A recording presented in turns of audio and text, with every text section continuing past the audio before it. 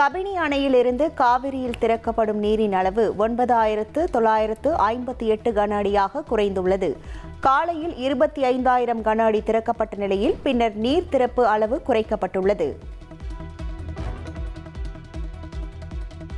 மேகதாது விவகாரத்தில் தமிழக அரசு சார்பில் உச்சநீதிமன்றத்தில் நாளை வழக்கு தொடர உள்ளதாக அமைச்சர் நிர்மல்குமார் தெரிவித்துள்ளார். காவிரி விவகாரத்தில் திமுக ஆட்சியில் எந்த நடவடிக்கையும் எடுக்கவில்லை என குற்றம் சாட்டிய அவர், திமுக சொல்வதை தான் கர்நாடக முதல்வர் கேட்பதாகவும் விமர்சித்துள்ளார். கர்நாடகத்தில் இருக்கும் திரு டி.கே. சிவகுமார் அவர்களுக்கும் திமுகவின் குடும்பத்திற்கும் கட்சியை தாண்டி ஒரு நல்ல உறவுகள் இருக்கிறது. காங்கிரஸ் தலைமை சொல்வதை கேட்பதை விட டி.கே. சிவகுமார் திமுக குடும்பம் ஸ்டாலின் அவர்கள் சொல்வதை தான் அதிகமாக கேட்பார் என்று பல தரப்பினர் சொல்லி வந்தார்கள். அதே மாதிரி தான் கடந்த ஒரு வாரம் நடந்ததும் இருக்கு. காவிரி விவகாரம் தொடர்பாக கர்நாடகாவில் டி.கே. சிவகுமார் தலைமையில் அனைத்து கட்சி கூட்டம் நடைபெற்றது. மத்திய அமைச்சர்கள், முன்னாள் முதல்வர்கள் சித்தராமையா, எடியூரப்பா உள்ளிட்டோர் பங்கேற்றனர்.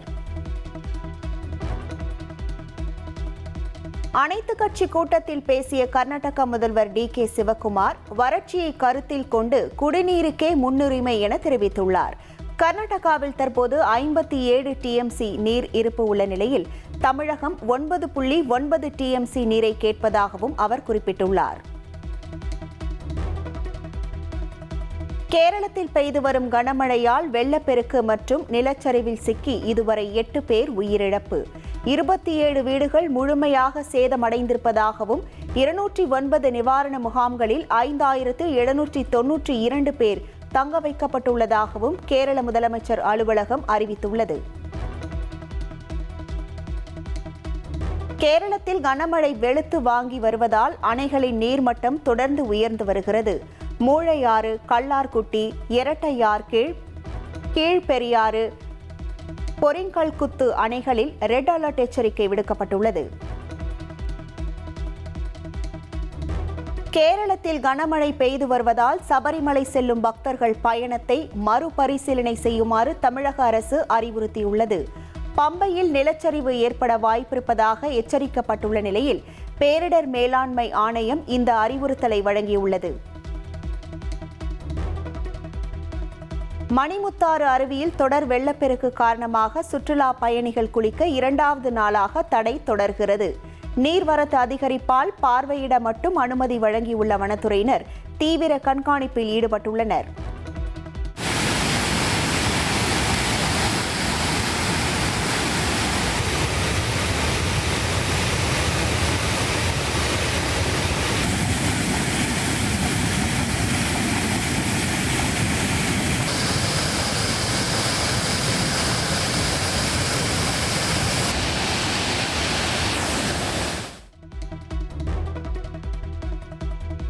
தமிழகத்தில் நடைபெற்ற நீட் எதிர்ப்பு போராட்டத்தில் பங்கேற்ற மாணவர்கள் மீது பதிவு செய்யப்பட்ட அனைத்து வழக்குகளும் ரத்து செய்யப்பட்டுள்ளன.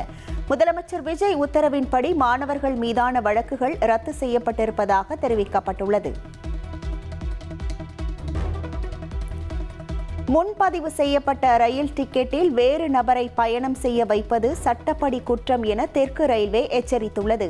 வேறு நபர் பயணம் செய்தால் சட்ட நடவடிக்கை எடுக்கப்படும், அபராதம் விதிக்கப்படும் என தெரிவிக்கப்பட்டுள்ளது.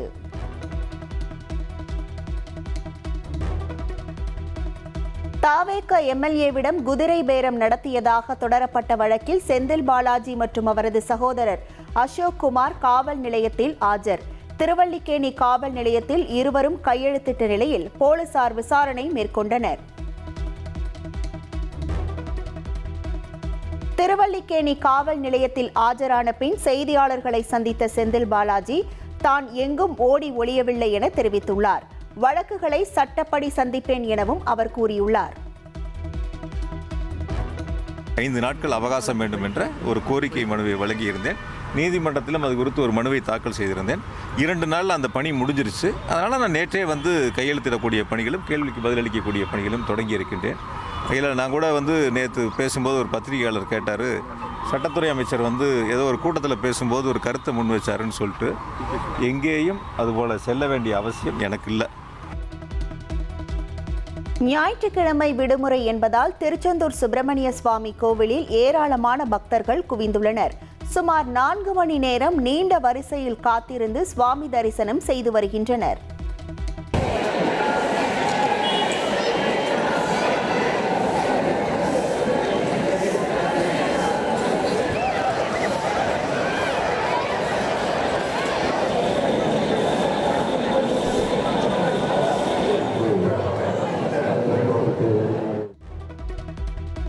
ஞாயிற்றுக்கிழமை விடுமுறை தினம் என்பதால் திருவண்ணாமலை அண்ணாமலையார் கோவிலில் பக்தர்கள் வருகை அதிகரிப்பு. சுமார் 2 மணி நேரம் காத்திருந்து பக்தர்கள் சுவாமி தரிசனம் செய்து வருகின்றனர். கன்னியாகுமரியில் கடல் நீர்மட்டம் தாழ்வு மற்றும் பலத்த காற்று காரணமாக படகு சேவை தற்காலிகமாக நிறுத்தப்பட்டுள்ளது. திருவள்ளுவர் சிலை, விவேகானந்தர் பாறைக்கு படகு சேவை ரத்து செய்யப்பட்டதால் சுற்றுலா பயணிகள் ஏமாற்றம்.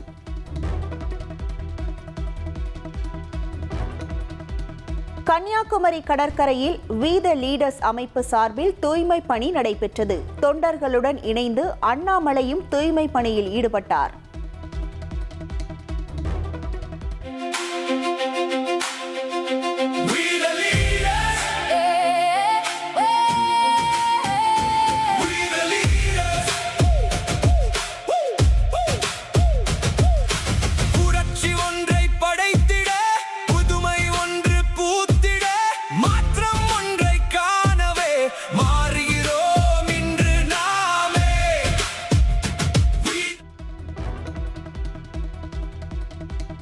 சேலத்தில் கயிறு இழுக்கும் போட்டியின் போது கயிறு அறுந்து அமைச்சர் லோகேஷ் தமிழ்ச்செல்வன் கீழே விழுந்ததால் பரபரப்பு ஏற்பட்டது.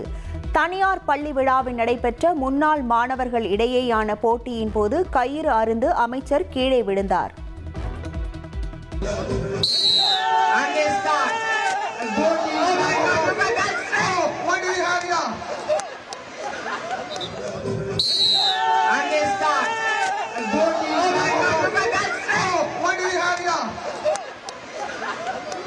Look at that Lions of Holy Cross.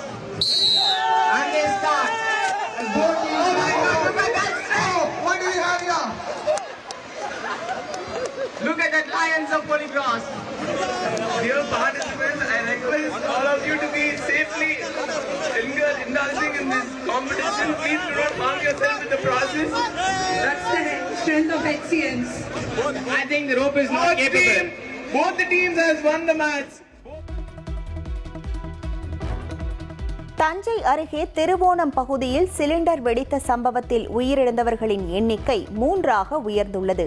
கடந்த 30ஆம் தேதி வீட்டில் சிலிண்டர் வெடித்ததில் ஏற்கனவே ஒருவர் உயிரிழந்த நிலையில் சிகிச்சை பெற்று வந்த காசிநாதன், வேம்பையன் ஆகியோர் உயிரிழந்துள்ளனர்.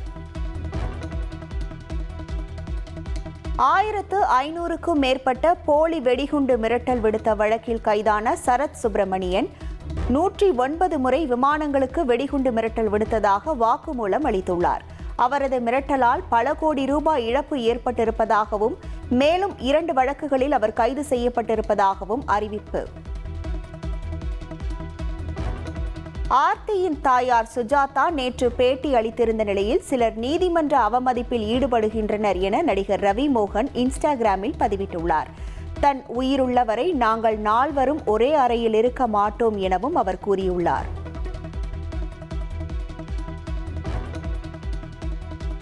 நெல்லை பாளையங்கோட்டையில் தனிப்படை போலீசார் நடத்திய அதிரடி சோதனையில் கைத்துப்பாக்கி போதைப் பொருட்கள் பறிமுதல் செய்யப்பட்டிருக்கிறது.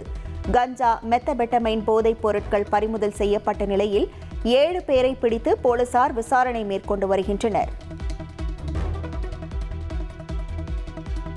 திருச்சி விமான நிலையத்தில் 3.5 கோடி ரூபாய் மதிப்புடைய உயர் ரக ஹைட்ரோபோனிக் கஞ்சா பறிமுதல் செய்யப்பட்டிருக்கிறது. மலேசியாவில் இருந்து வந்த விமானத்தில் கஞ்சா கடத்தி வரப்பட்ட நிலையில் 2 பேரிடம் சுங்கத்துறை அதிகாரிகள் விசாரணை மேற்கொண்டு வருகின்றனர்.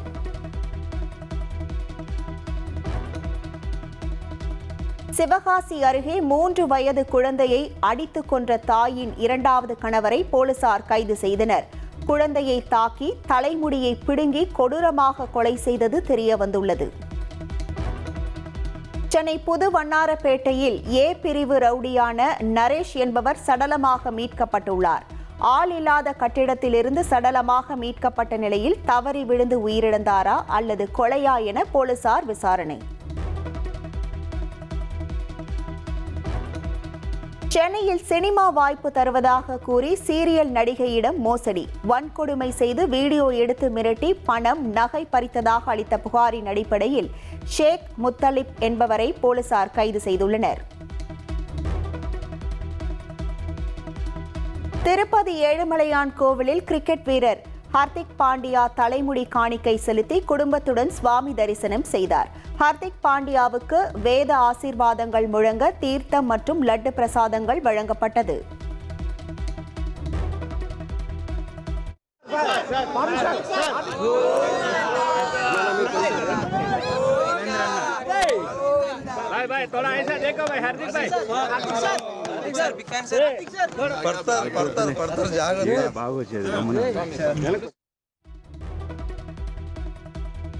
ஜம்மு காஷ்மீரின் தானா மண்டி மற்றும் தர்ஹால் உள்ளிட்ட மலைப்பகுதிகளில் கனமழை பெய்து வருகிறது. கனமழை காரணமாக ராஜௌரி மாவட்டத்தில் உள்ள நதிகளில் வெள்ளப்பெருக்கு ஏற்பட்டுள்ளது. கர்நாடக மாநிலம் சிவமோகா மாவட்டத்தில் ஏற்பட்ட நிலச்சரிவில் சிக்கி ஒரே குடும்பத்தை சேர்ந்த 3 பேர் பரிதாபமாக உயிரிழந்தனர். காந்திநகர் பகுதியில் வீட்டில் உறங்கிக் கொண்டிருந்த போது மண் சரிந்து விழுந்ததில் 4 வயது சிறுவன் மற்றும் பெற்றோர் உயிரிழந்த சோகம்.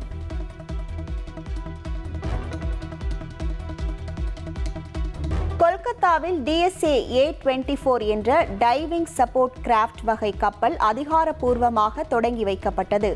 ஆழ்கடல் நடவடிக்கைகளுக்கான அதிநவீன தொழில்நுட்பங்களுடன் உருவாக்கப்பட்ட இந்த கப்பல் அதிகாரிகள் முன்னிலையில் கடலில் இறக்கப்பட்டது.